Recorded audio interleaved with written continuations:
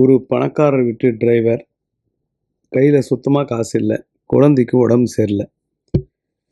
அந்த நேரம் பார்த்து இந்த ஓனர் என்ன பண்ணுறாரு, ஒரு 7,000 காசு கொடுத்து, இதை கோயிலில் இருக்கிறவங்களுக்கு அன்னதானத்துக்கு கொடுத்துரு, சாப்பாடு வாங்கி அவங்களுக்கு கொடுத்துட்டு எனக்கு ஃபோட்டோ எடுத்து அனுப்புனார்.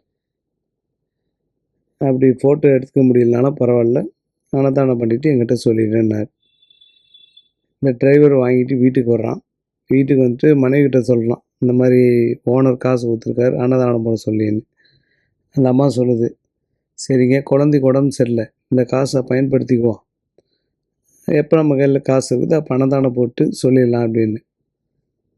இவன் சொன்னான், இல்லை இல்லை, ஓனர் நம்மளை நம்பி கொடுத்துருக்காரு, நம்ம விசுவாசமாக இருக்கணும், நம்ம கையில் காசு இல்லைனா கூட பரவாயில்ல, எங்கேயாவது போய் கடன் வாங்கியாவது குழந்தைக்கு உடம்புக்கு பார்த்துக்கணும் அப்படின்னு நேர்மையாக இருக்கணும். போய் சாப்பாடு கொடுத்துட்டு வந்துட்டார்.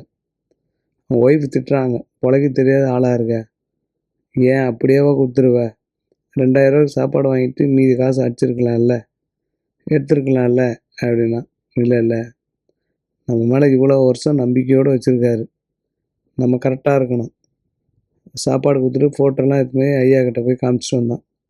காமிச்சிட்டு வீட்டுக்கு வர்றான். வீட்டில் பார்த்தா ஜிபேவில் 3,000 காசு அனுப்பியிருக்காரு ஓனர். எப்பவுமே நேர்மைக்கு சில நேரத்தில் தானாக பரிசு கிடைக்கும் அப்படின்னு தான் அந்த கதையோட விளக்கம்.